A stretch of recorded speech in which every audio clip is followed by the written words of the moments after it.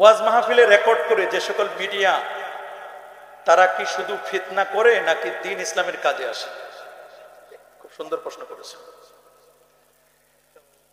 মনে রাখবেন, ওয়াজ মাহফিলে যারা ইউটিউবার, যারা জার্নালিস্ট, যারা আমাদের আলোচনাগুলো বাহিরে পাবলিশ করে জনগণের জন্য, এদের দুটো দল আছে। একদল আছে ফিতনাবাজ, বলেন আছে না? বক্তব্যের আগ পিস না বুঝে কাটিং সেটিং পেস্টিং করে, কাটিং সেটিং পেস্টিং করে এমন ভাবে ছেড়ে দেয়, সমাজের মধ্যে ফিতনা ছড়ায়।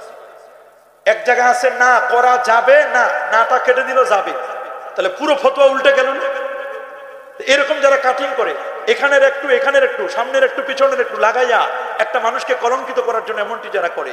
আর আমরাও তো হুজুগে বাঙালি, একটা জিনিস শোনার সাথে সাথে জাস্টিফাই না করে আমরা শেয়ার করে দিই, না জেনে না বুঝে। শুনেছি একজনে লেখছে এই দিয়ে তৈরি করা, যে ঢাকার ওই যে রেল লাইনের আছে না উপরের রেল, ওটা ভেঙে পড়ে গেছে, একজন শেয়ার করে দিয়েছে। উনি আর বিচার বিশ্লেষণ করে দেখলো না যে কি হলো না হলো। কোরআনের নির্দেশ হলো ইয়া আইয়ুহাল্লাযীনা আমানু ইন জাআকুম ফাসিকুম বিনাবাইন ফাতাবায়ানু, তোমাদের কাছে যদি কোনো সংবাদ আসে, এই সংবাদটি তুমি জাস্টিফাই না করে, তাসাব্বুত না করে তুমি কখনো এইটাকে সত্যায়ন করবে। কাফা বিল মারই কাযিবান, এক ব্যক্তি, কোন ব্যক্তি মিথ্যাবাদী হওয়ার জন্য এতটুকু যথেষ্ট। ইউহাদ্দিসু আন ইউহাদ্দিসা বিকুল্লি মা সামিয়া, কাফা বিল মারই কাযিবান আন ইউহাদ্দিসা বিকুল্লি মা সামিয়া, সে যা শুনে তাই মানুষের কাছে প্রকাশ করে, না জেনে না বুঝে সত্যায়ন না করে কোনো কিছু প্রকাশ করা যাবে না। এরকম একদল আছে মিডিয়াপন্থী, তারা এমনটি করে। নিঃসন্দেহে এরা সমাজের মধ্যে ফিতনাবাজ।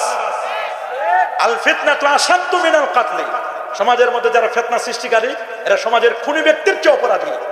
আর একদল মিডিয়া কর্মী আছেন যারা রিয়েল মেসেজটি জনগণের কাছে দেন, এবং এই মেসেজগুলো বা সঠিক আকীদার কথাগুলো, আউলিয়া কেরামের কথাগুলো, যুবকদের ইন্সপায়ারমূলক কথাগুলো, গঠনমূলক আলোচনাগুলো, মানুষের একটা মানুষ রসুলের আদর্শে যেন আদর্শমান হতে পারে, এগুলো ছড়িয়ে দেওয়ার জন্য যারা আনকাট ভিডিওটাকে সুন্দর করে মানুষের কাছে ছড়িয়ে দেয়, আমি মনে করি এরা সওয়াব পাবে।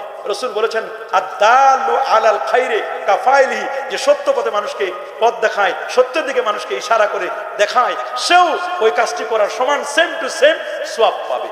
আমি মনে করি তাদের মাধ্যমে যে আমাদের কথাগুলো বাইরে ছড়িয়ে পড়ছে, নিঃসন্দেহে এমন কোনো কথা ওনারা ছড়িয়ে দিবেন না যে কথা দ্বারা সমাজের মধ্যে ফিতনা সৃষ্টি হয়। আশা করি বিষয়টি আপনারা বুঝেছেন।